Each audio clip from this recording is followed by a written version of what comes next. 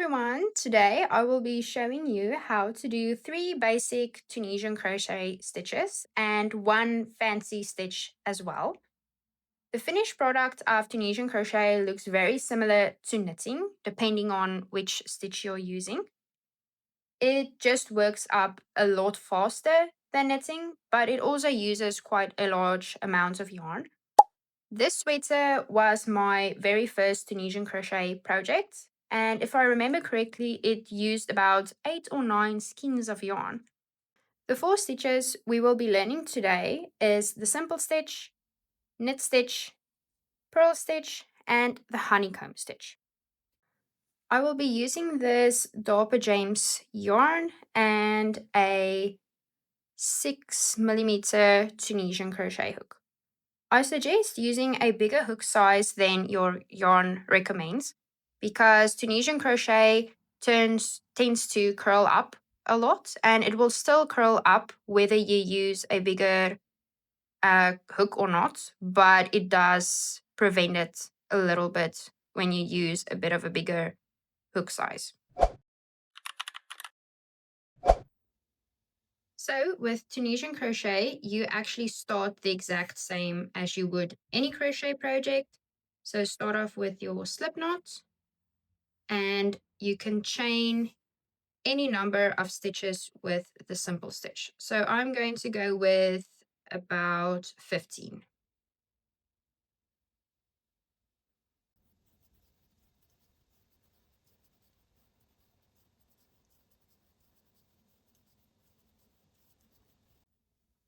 There we go. So your first stitch, your first loop will be your very first stitch. So what you're going to do now is find that second loop, yarn over, and pull through. Now with regular crochet, you would yarn over again and pull through depending on which stitch you're going to do, but we're not going to do that. We're going to go to the next space, yarn over, and pull through. And you're going to do this until you reach the end of your chain.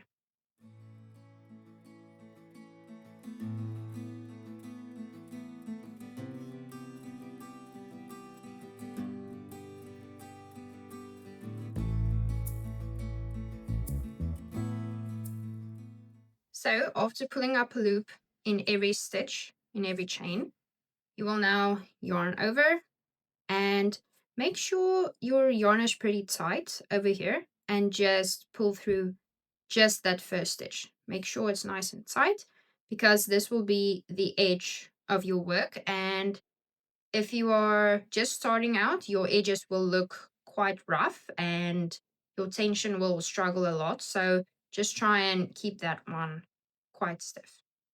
Then yarn over, pull through 2. Yarn over, pull through 2. Yarn over, pull through 2. And you're just going to finish your round.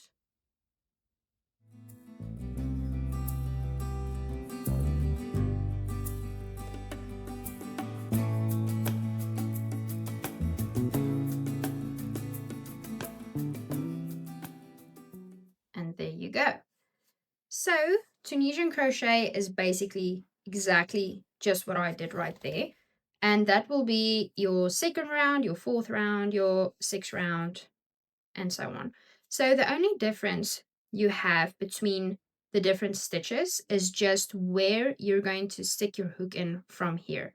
So with the simple stitch, you are just going to go into that post. So you can see if you pull it out a bit, you can see the posts quite easily.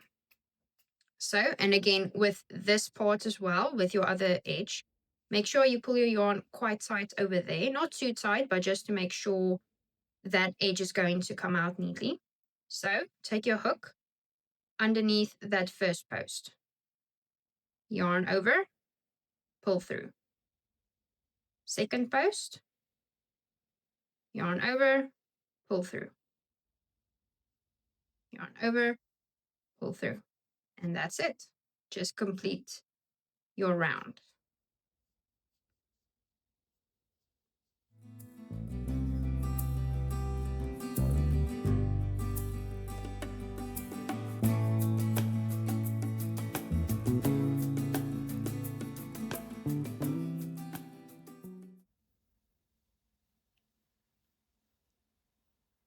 This last stitch can be a bit tricky, but you also just want to catch that first loop. There we go.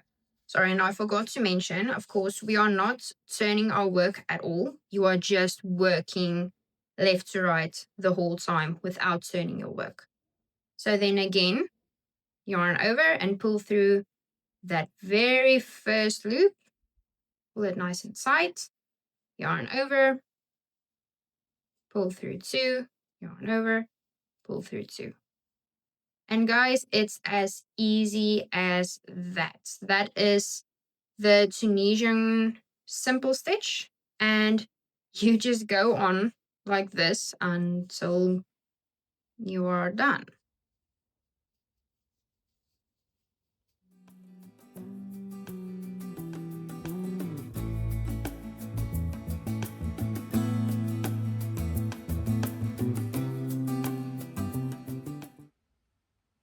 Okay, so I've just finished this piece. As you can see, it makes quite a unique and beautiful pattern. It looks like almost like mini waffles or something. And as you can see, it does twist up quite a bit. And sadly, this is the only downfall of Tunisian crochet, is it does curl a lot. I also did this one for you guys just to compare. I did this one with a 8mm hook, and it still twists up. So I'm not really sure if it helps that much. I feel like it feels better with the bigger needle than it does with a smaller needle. So just so you know, you're not doing anything wrong. If it does twist up, that's normal. The next stitch is the Tunisian knit stitch, and as the name says, this is one of the stitches that looks a lot like knitting. So we are going to start off the exact same as we just did with our slip knots, and again I'm going to chain 15.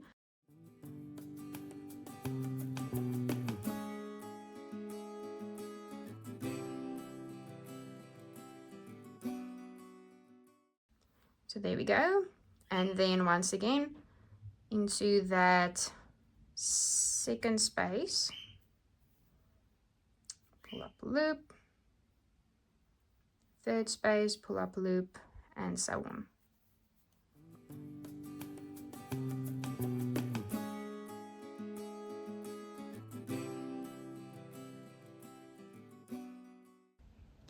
And then again for row 2, just yarn over, pull through the first one for your edge stitch, and pull through 2, pull through 2, and so on.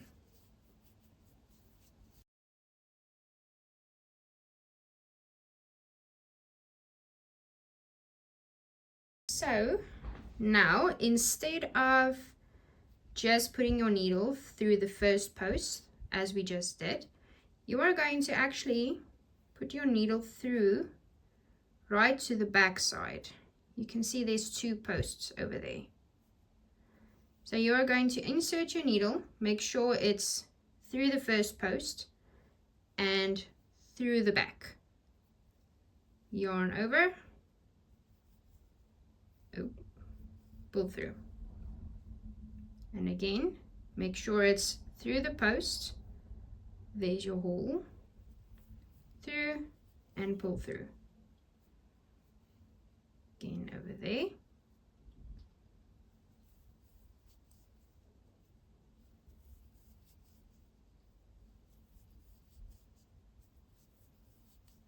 And that's it. You can already see kind of how it's making a V.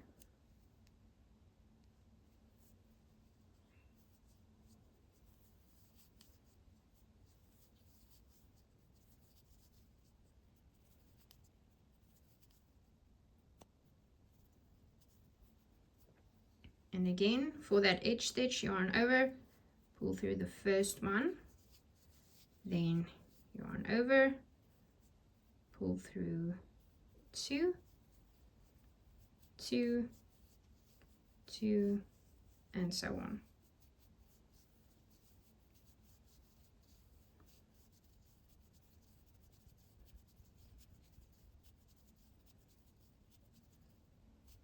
There we go. And again, through the post, through the back.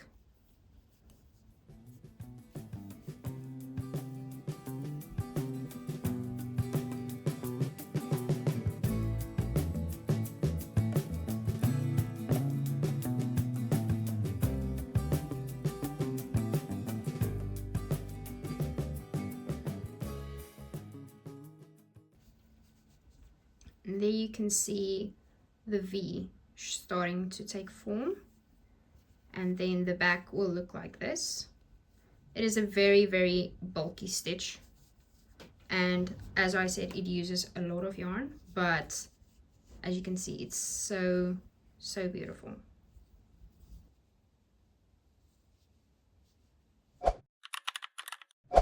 And you're going to start it the exact same way as we have started the previous 2 stitches.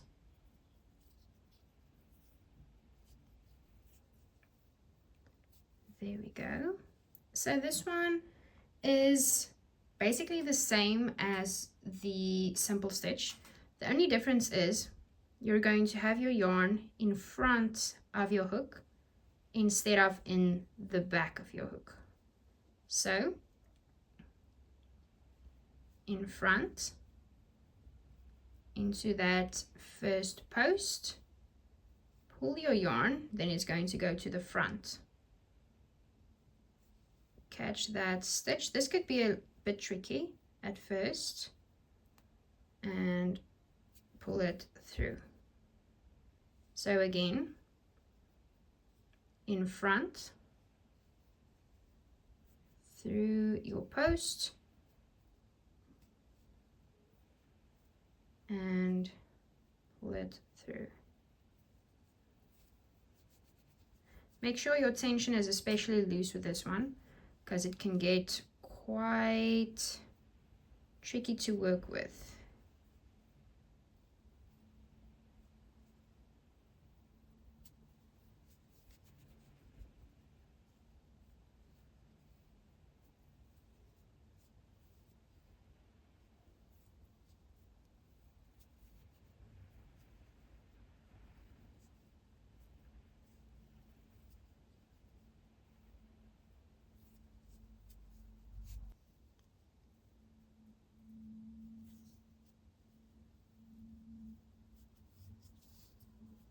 So at the end of your row, again, yarn over, pull through that first chain, and then pull through 2.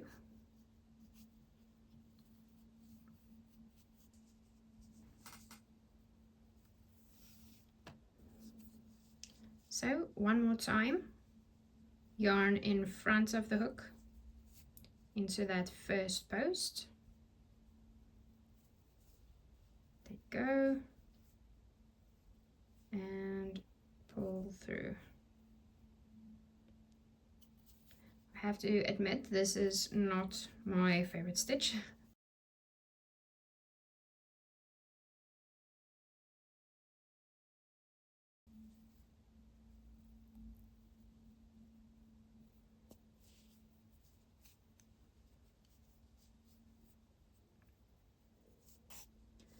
And there you go.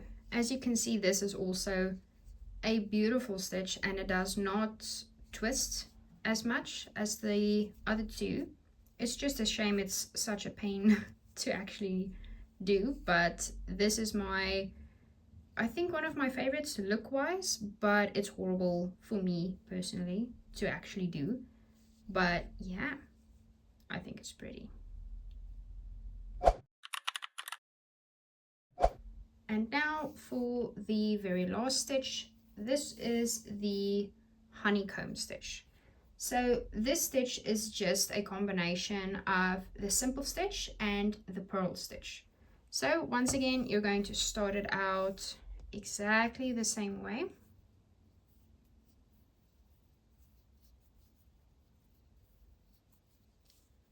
So what we're going to do now is we are going to alternate between the purl stitch and the simple stitch. So for the purl,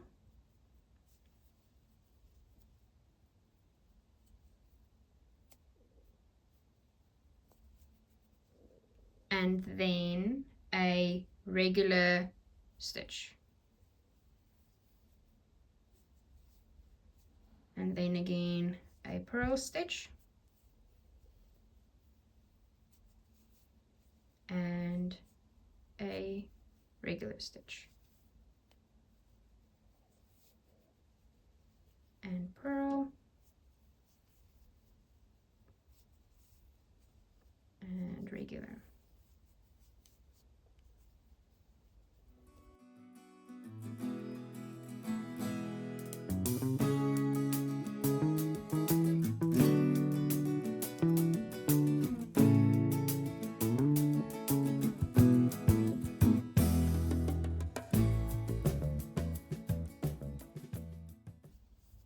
Oh, sorry, I forgot to mention, you need to have an odd number of stitches with this one. I just ended on a regular stitch, then again just yarn over, pull through the first loop, through two.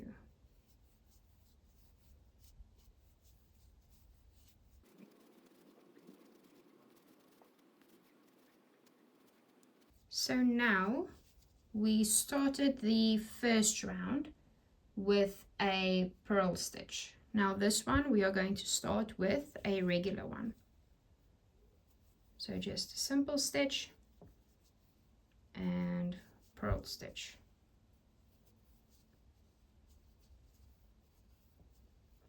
And simple stitch.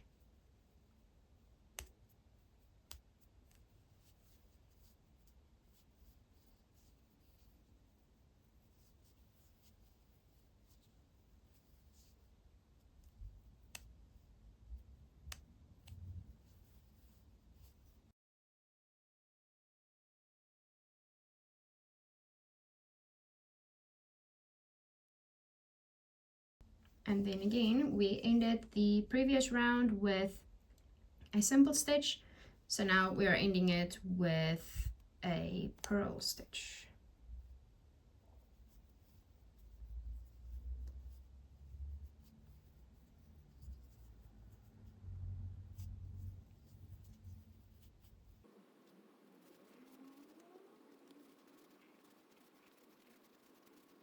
And there you go.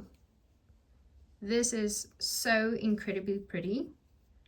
And once you actually figure out the purl stitch and just keep your tension loose enough, it's actually quite easy. And this is beautiful. And that's it, guys. I really hope you enjoyed this video, and I really hope that you can also fall in love with Tunisian crochet the same way I did. The big tip is make sure your tension is good, make sure it's not too stiff, especially with the purl stitch. After a while, I finally got my rhythm with the purl stitch, and it's so much easier if you just don't overthink it and just make sure your tension's all good. I really hope you enjoyed this video. Let me know in the comments down below what stitch was your favorite one and what stitch was your least favorite. I think my favorite was definitely the honeycomb. So thank you so much for watching, and see you in the next one.